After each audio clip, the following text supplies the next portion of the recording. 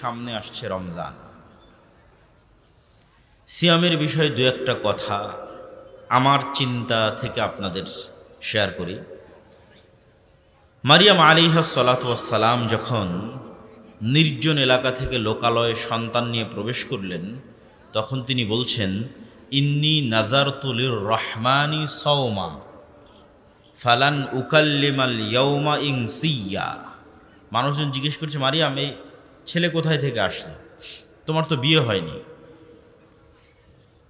তো উনি বলছেন, ইন্নী নাযারতু লির-রহমানি সাওমা, আমি আল্লাহর জন্য সিয়াম রেখেছি। ফালান উকাল্লিমাল ইয়াওমা ইনসিয়্যা, তাই কোনো মানুষের সাথে কথা বলবো না। ফা আশারাত ইলাইহি, মুখ বন্ধ রেখে এখন হাত দিয়ে ইশারা করতেছে বাচ্চার দিকে। একে জিজ্ঞেস করো। আমার প্রশ্নের জায়গা হয়তো বুঝতে পেরেছেন, সিয়াম থাকলে কথা বলা যাবে না কেন? উনি বলছেন, ইন্নী নাযারতু লির-রহমানি সাওমা, আমি আল্লাহর জন্য সিয়াম আছি। ফালান উকাল্লিমাল ইয়াওমা ইনসিয়্যা, এই জন্য কোনো মানুষের সাথে কথা বলবো না। তার মানে সিয়াম থাকা মানে শুধু খাবার থেকে বিরত থাকা নয়। আমরা যেটাকে রোজা বানিয়ে নিয়েছি, আমরা সিয়াম শব্দের অর্থই বুঝিনি। সিয়াম এক ব্যাপক অর্থবোধক শব্দ। জাকারিয়া আলাইহিস সালাতু ওয়াস সালামও যখন আল্লাহর কাছে সন্তান চাইলেন, হুনালিকা দাআ জাকারিয়া রাব্বাহ, তখন তাকে আল্লাহ আলামত দিচ্ছেন যে আয়াতুহা আল্লাহ তুকাল্লিমান নাসা সালাসাতা আইয়াম, তোমার যে সন্তান হবে তার আলামত হচ্ছে তুমি 3 দিন মুখ বন্ধ রাখবা, মানুষের সাথে কথা বলবে না। জিহব্বার সিয়াম। সিয়াম প্রকৃত অর্থে 3টা স্তরে বিভক্ত। প্রথম স্তর, যেই স্তর ভঙ্গ করলে সিয়ামই কবুল হবে না, বাতিল হয়ে যাবে, সেই স্তর হচ্ছে পেটের সিয়াম আর লজ্জা স্থানের সিয়াম।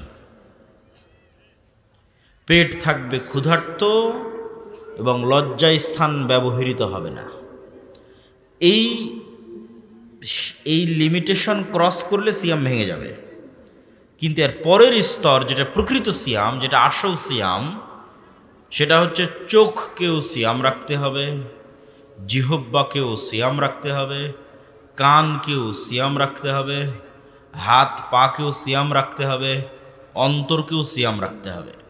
সিয়াম ব্যাপক অর্থবোধক। মারিয়াম আলাইহিস সালাতু ওয়াস সালাম আছেন মুখের সিয়াম, জিহ্বার সিয়াম।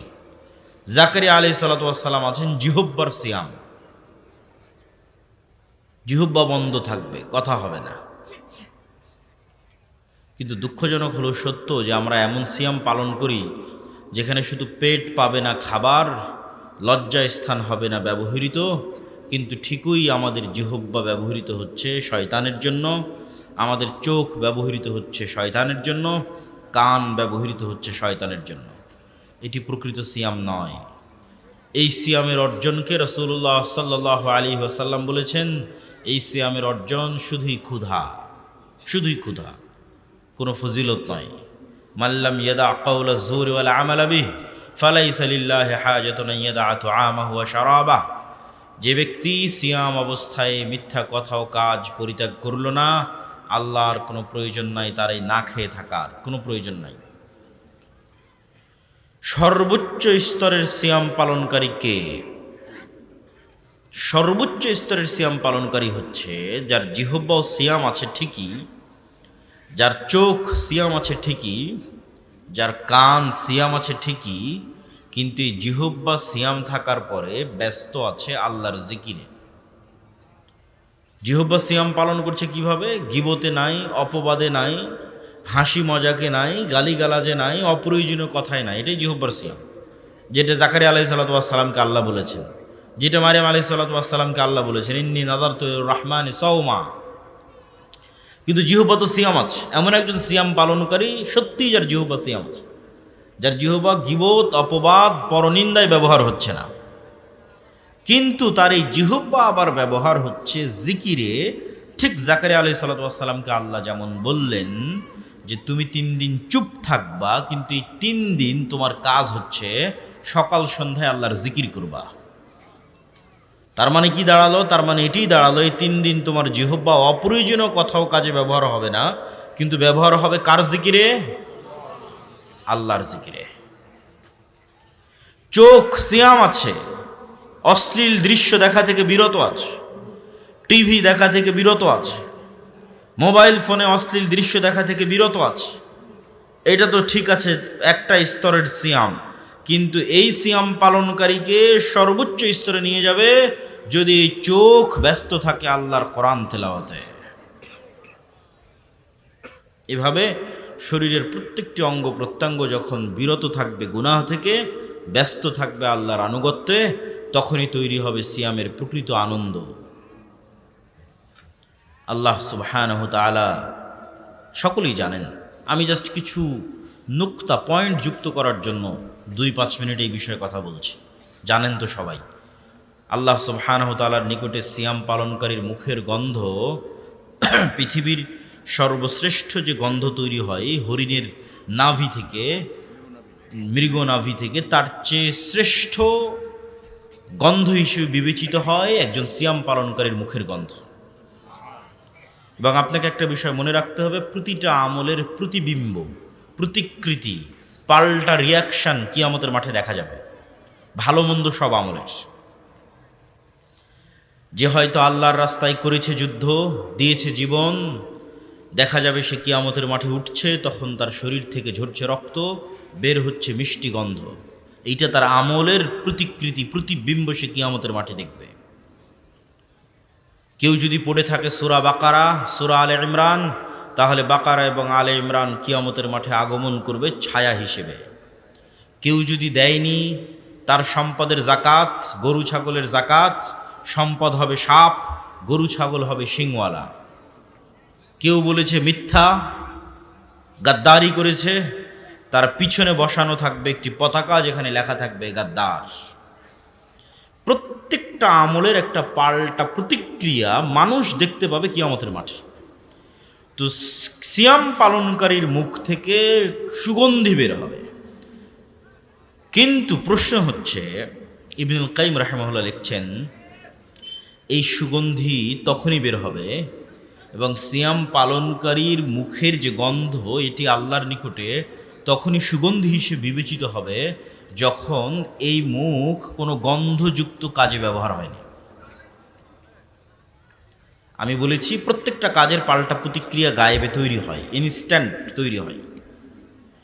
গায়েবের পর্দা যেদিন উন্মোচিত হয়ে যাবে সেই দিন আপনি দেখতে পাবেন, কিন্তু এখনই তৈরি হচ্ছে।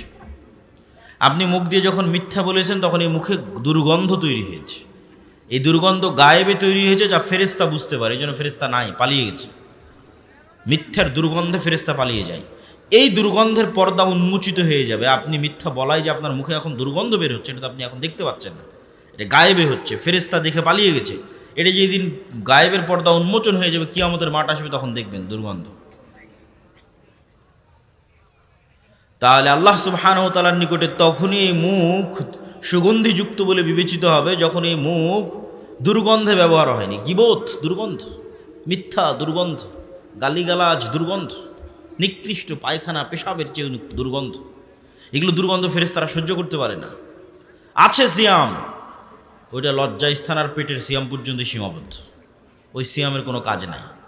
ওই সিয়াম পালনকারীর মুখে কোনো সুগন্ধি তৈরি হবে না। যে সিয়াম পালনকারী নাম কাওয়াস্তে খাবার থেকে বিরত আছে, কিন্তু লিপ্ত আছে সকল দুর্গন্ধযুক্ত কাজে। তাই বুঝার চেষ্টা করুন সিয়াম প্রকৃত অর্থে কি, সিয়াম মানে কি, আমরা সিয়ামকে বুঝি কি। সর্বশেষে সিয়াম বিষয়ে আপনাদের উদ্দেশ্যে এটি বলতে চাই যে সিয়াম গুনাহ মাপের একটি রাস্তা, কাফারা। আল্লাহ সুবহানাহু তাআলা মানুষের গুনাহ মাফ হওয়ার যত সিস্টেম দিয়েছেন, তা শুরু হয় টাকা দিয়ে, শেষ হয় সিয়াম দিয়ে। যে কোনো আপনি আমল উঠিয়ে দেখেন যেখানে গুনাহ হয়েছে আর দুনিয়াতে কাফারার ব্যবস্থা করা আছে, মিলিয়ে নিতে পারেন আমার আজকের বক্তব্য শেষ করে। কসম ভঙ্গের কাফারা, জেহারের কাফারা, তারপরে হচ্ছে হজ বা উমরায় গিয়ে কোনো ভুল হলো সেটার কাফারা, যত রকমের কাফারা আছে। দিনের বেলা স্ত্রীর সাথে সাংসারিক জীবনে গেছে তার কাফারা। এই যে গুনাহ, এই গুনাহ মাফের রাস্তা শুরু হয় টাকা দিয়ে। হজ উমরায় গিয়ে কোনো ভুল ত্রুটি হয়েছে, কোনো কিছু ছুটে গেছে, দম দাও, খাসি দুম্বা কুরবানি করো, টাকা লাগবে। টাকা নাই, সিয়াম পালন করো। প্রত্যেকটা জায়গায় টাকা নাই, সিয়াম পালন করো। দিনের বেলা স্ত্রীর কাছে গেছে রমাজান মাসে, কবিরা গুনাহ, গোলাম আজাদ করো, গোলাম আজাদ করতে টাকা লাগবে। ওই পরিমাণ টাকা নাই, 60 জন মিসকিনকে খাওয়াও, মিসকিনকে খাওয়াতে টাকা লাগবে। এই পরিমাণও টাকা নাই, তো সিয়াম পালন করো। যে কোনো কাফারায় যাবেন, প্রত্যেকটা কাফারা শুরু হবে টাকা দিয়ে, শেষ হবে কি দিয়ে? একটু জোরে বলেন তো, শেষ হবে কি দিয়ে? সিয়াম দিয়ে। তাহলে আল্লাহর নিজামে, আল্লাহর সিস্টেমে সিয়াম গুনাহ মাপের একটা ওয়ে, একটা পদ্ধতি, একটা মাধ্যম। এই জন্য সিয়ামের এত গুরুত্ব, এই জন্য সিয়ামের এত ফজিলত। যে কোনো গুনাহ মাফ হয়ে যেতে পারে সিয়াম দিয়ে।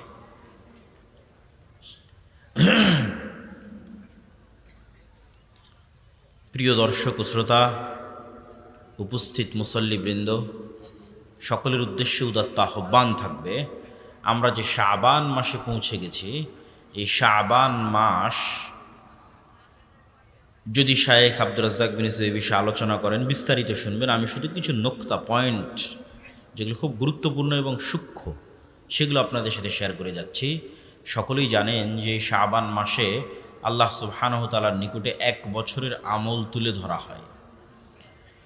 আমি আরও একটি উপকারিতা বলে যাই, শাবান মাসে যে সিয়াম পালন করবে সে ব্যক্তি রমাজানকে অনেক গুরুত্ব মূল্যায়ন করতে পারবে। আর যে শাবান মাসে সিয়াম পালন করবে না, আর রমাজান কখন আসলো আর কখন গেল বুঝতে পারবে না। মূল্যায়ন এবং গুরুত্ব দেওয়া তো বহু দূরের কথা। আপনাকে আরও প্র্যাকটিক্যাল উদাহরণ দেই। কিছু মানুষ আছে দেখবেন, ঠিক জামাতের পূর্ব মুহূর্তে দৌড়াতে দৌড়াতে মসজিদে ঢুকলো, 1 রাকাত অথবা একটা সিজদা পেয়েছে, তারপরে ইমাম সাহেব সালাম ফিরে দিয়েছে, সেও তাড়াহুড়ো করে বাকি 2-3 রাকাত পড়ে জেলখানা থেকে যেভাবে বের হয় সেভাবে মসজিদ থেকে বেরিয়ে আসলো। এই ব্যক্তি সালাতের কোনো মজা পাবে? একটু জোরে বলেন, কোনো আনন্দ পাবে? পাবে না। আর যে মেন্টালি আগে থেকে এতটা প্রিপেয়ার্ড যে আজান হওয়া মাত্রই সকল কাজ হয়ে যাবে বন্ধ, সকল কাজ বন্ধ করে দিয়ে রওনা দিবে মসজিদের উদ্দেশ্যে, মসজিদে গিয়ে আগে আদায় করবে সুন্নাত, সুন্নাতের পর পড়বে জিকির, জিকিরের পর আবার ফরজ, ফরজের পর আবার জিকির, জিকিরের পর আবার সুন্নাত, এইভাবে ধীর স্থিরভাবে সালাত শেষ করে বেরিয়ে আসবে। এর মনের অবস্থাটা হবে যেন জান্নাত থেকে বের হচ্ছে।